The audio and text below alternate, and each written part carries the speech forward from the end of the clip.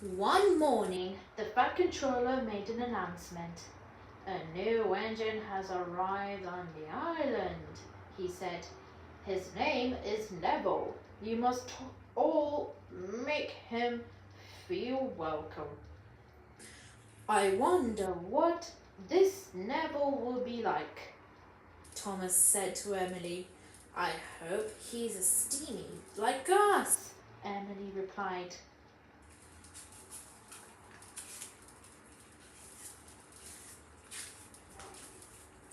Later that day, Thomas had stopped at a signal when the signalman called down to him. The bridge ahead is unsafe, he said. It needs mending before any engines can cross it. You must go to the docks and collect some iron to repair the bridge. At the docks, Harry and Bert were with Neville, the new engine. Neville was a steamy, but he had a square body like a diesel.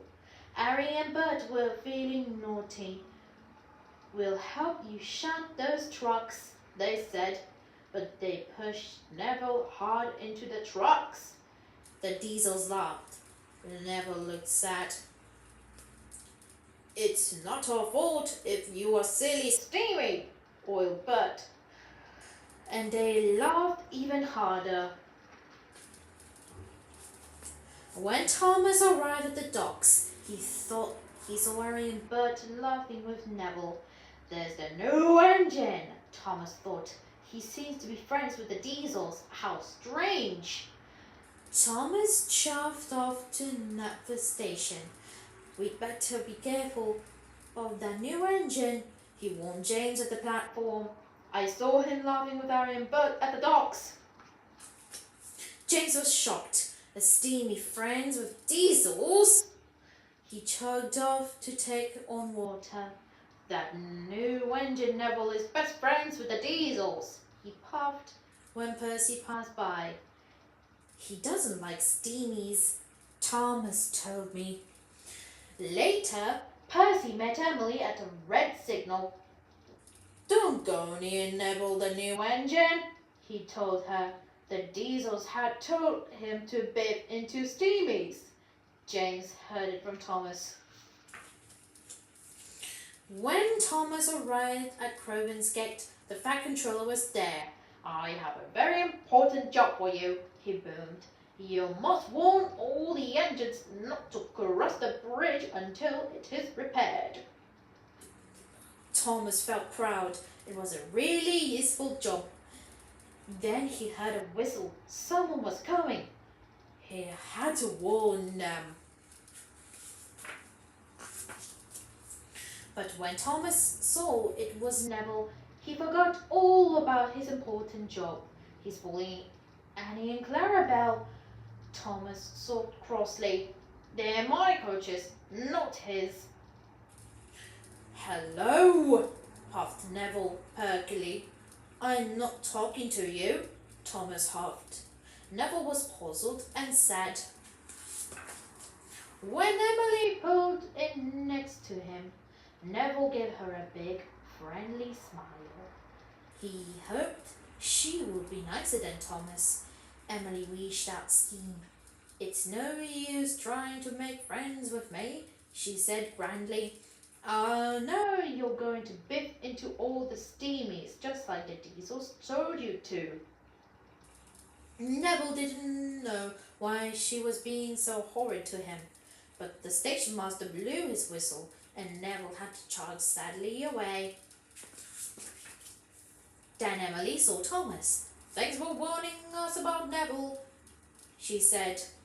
Percy told me what you told James. Thomas was very surprised.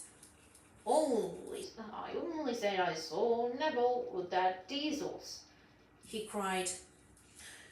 But before Emily could answer, Toby arrived. Have you heard? He puffed. Salty saw Harry and Bert be horrible to Neville at the docks. So the diesels weren't Neville's friends at all. All of a sudden, Thomas remembered where Neville was going. Neville's heading for the broken bridge, he cried. I must stop him. Neville was speeding along. Suddenly he saw a barrier on the track. He slammed on his brakes, but it was too late. His front wheels went over the broken end of the bridge. Thomas came racing up and saw what had happened. He knew it was all his fault. Then he had an idea. He will pull Neville back.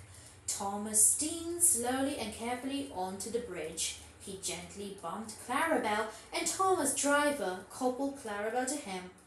Thomas was very scared. Slowly and steadily, he began to pull Neville back from the edge. The bridge creaked. Thomas had to hurry.